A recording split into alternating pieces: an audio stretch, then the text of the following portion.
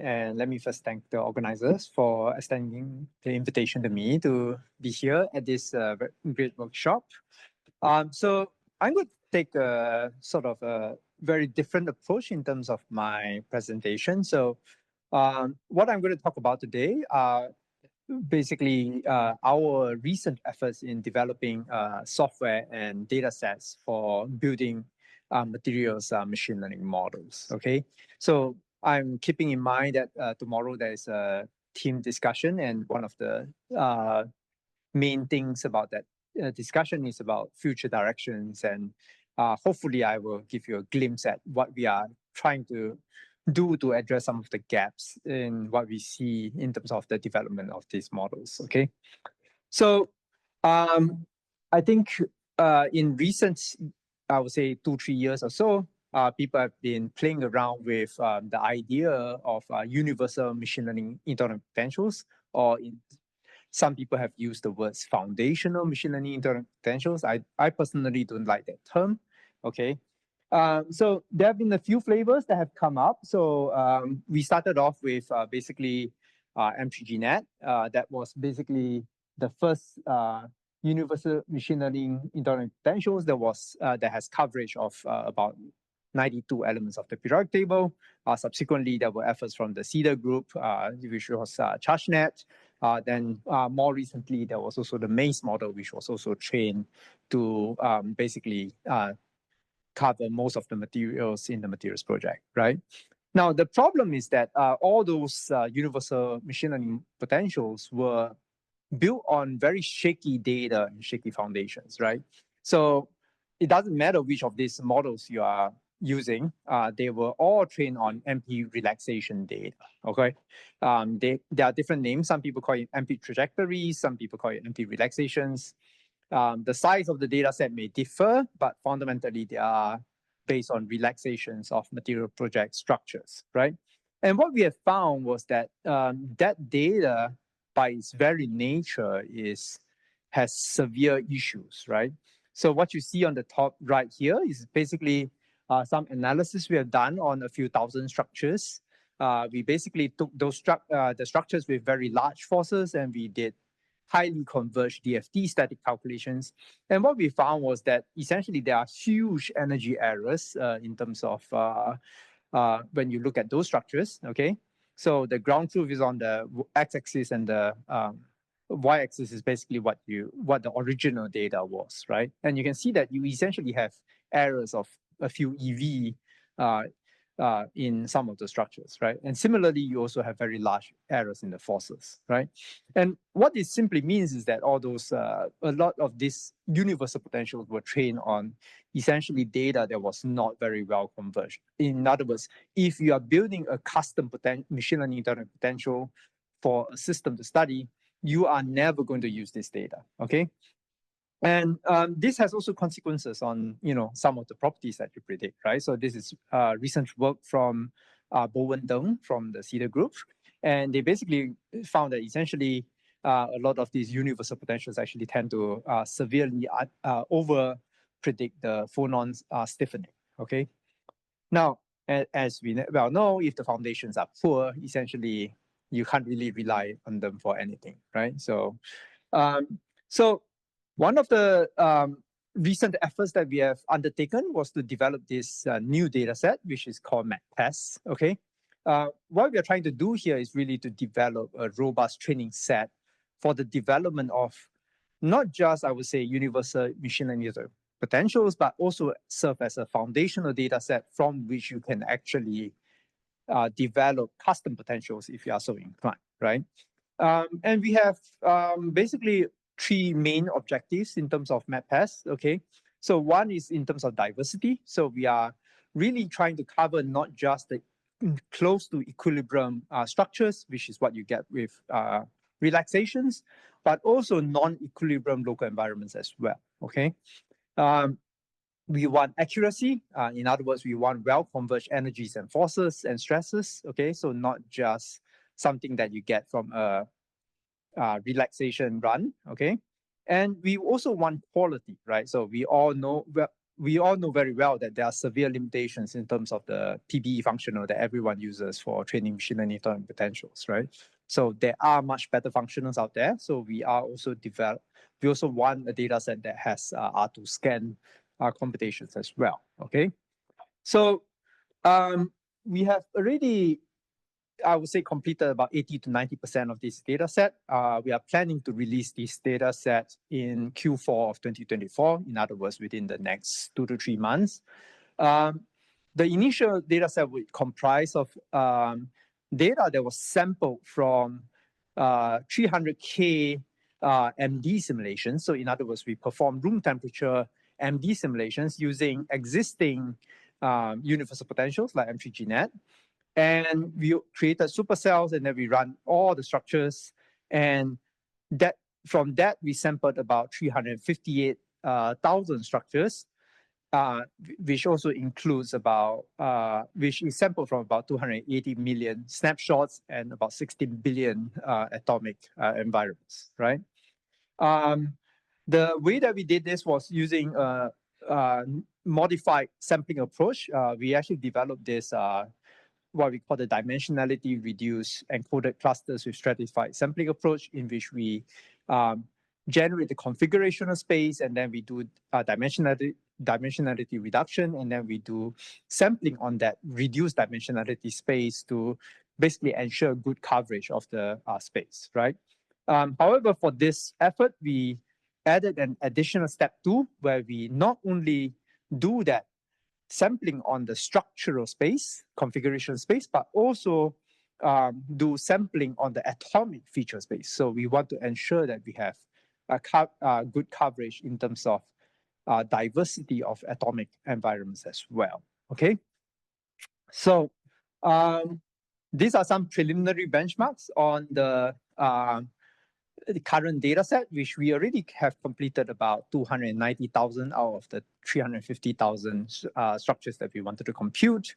We can see that with this new MapTest data set, we actually have significantly improved Shyue modular predictions. We also were able to get stable MD simulations for things which actually fail with the original universal internal potentials. For example, things like titanium hydride, okay? So I want to be clear that the MapTest effort is by no means going to be once off, okay? So the initial release will be about 350,000 structures, but our goals are definitely very forward-looking, right? So we are, as we continue on, we are also thinking about including sampling local environments for higher temperatures. Potentially, we might want to experiment with other functionals as well, so things like hybrids, van der Waals functionals. We may even, that may actually leverage on certain efforts that we have done in terms of developing multi-fidelity models, where we combine data from different data fidelities to actually fit machine learning internal potentials. So for instance, in this work that we have just published on arXiv, we actually show that you don't really need that much high fidelity data to get a good high fidelity machine learning internal potential, right? So even with 10% of high fidelity data, if you combine it with your PBE data set, you can actually get a very good internal potential with the scan functional, okay? We also want to go beyond materials project structures, potentially hypothetical structures, for example, things from the Alexandra database. We may generate new structures from underexplored chemical spaces. And of course, potentially there are many future directions that we have not thought of that the community can potentially contribute, okay? All right. The next thing that we have, the other effort that the parallel effort that we have undertaken is in terms of software, right? So looking at the universal machine learning internal potential software out there, we have identified 3 big issues, okay? So one is, of course, many of the implementations, many of the architectures have their own implementations, right? So my group will implement our own favorite architecture, another group will implement theirs. And actually, most of the architectures, I would say, they differ not terribly significantly, right? So most of them are still, a lot of these universal potentials are still based on message passing graph neural networks, right?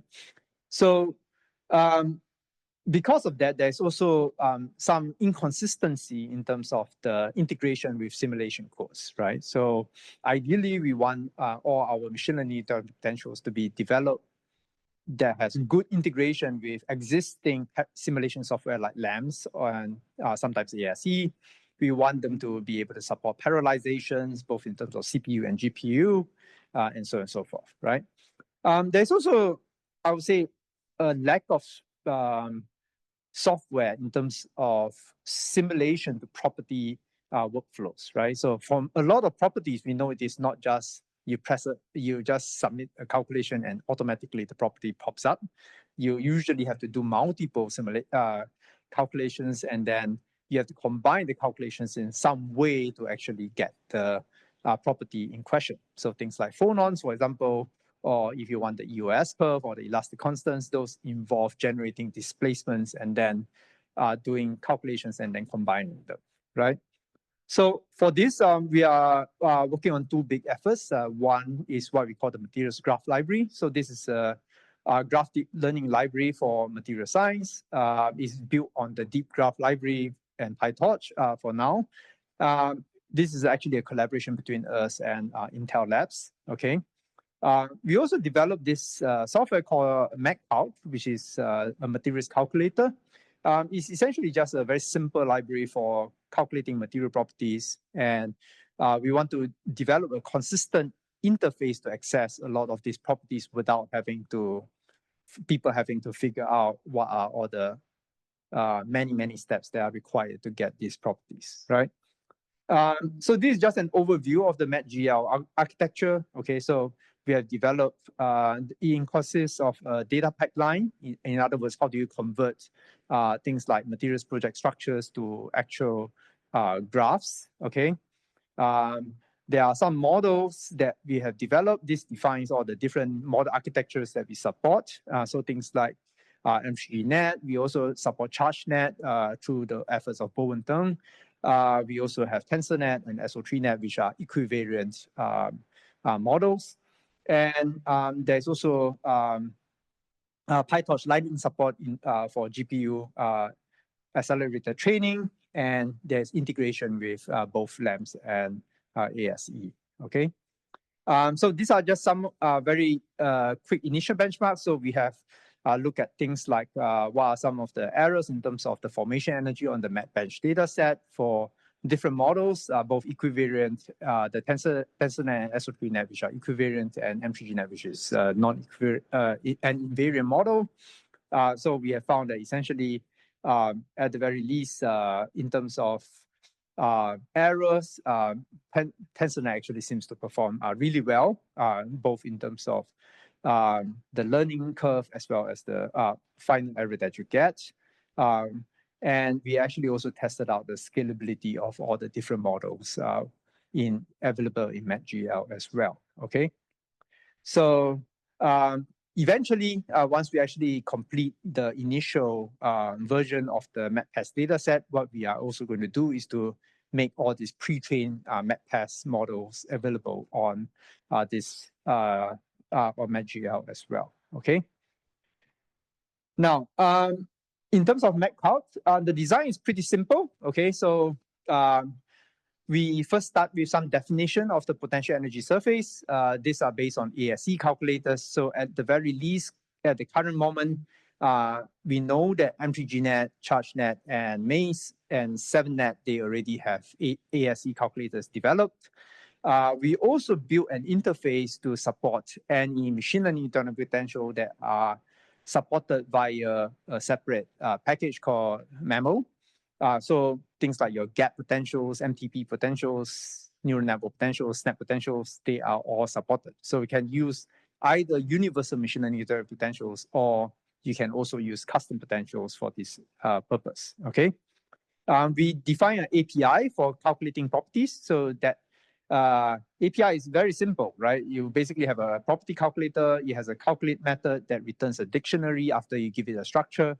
And there's also a method to essentially iterate over many, many different structures, right? And we try to standardize the output to basically JSON format. And this allows us to integrate the output into any database. And it also allows you to subsequently use the data for further analysis, okay? So these are some of the calculators that are already available. So things like your elastic constant calculator, you can generate an EOS curve. We have developed, we have included methods that allow you to compute the phonon using different approximations, right? Both harmonic and harmonic. And it turns out that the n-harmonic components are actually extremely important. There are certain materials where if you do not include the n-harmonic contributions, you actually do not get a dynamically stable structure, okay? There's also NEB calculations and of course your standard relaxation and static energy computations, okay? So this effort is really just to make it simple for everyone to run property calculations and benchmarks in a very consistent way. So any student can just run, give it a machine learning internet potential, and they can get an enharmonic phonon spectra with, I would say, 3-4 lines of code, okay? All right. With that, I just want to summarize that I showed you 3 efforts today. They are all, I would say, in progress. MedPass, which is really our effort at developing reliable foundational training data for machine learning potentials.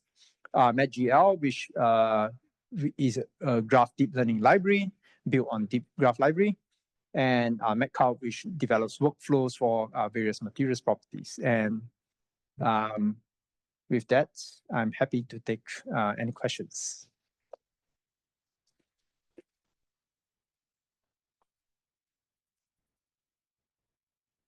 Yeah, thank you so much for the really interesting talk, as always. So one question, going back to the earlier slide where you had some large errors when you did the recalculations of some materials from the materials projects. I saw like tens of EV per atom.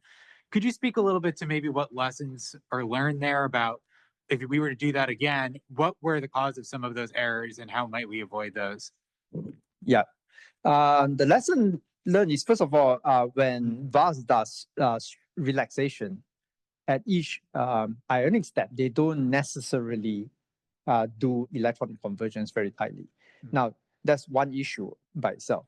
The bigger issue is, of course, when we started the materials project, it was in 2012. Computers were 10 plus years old.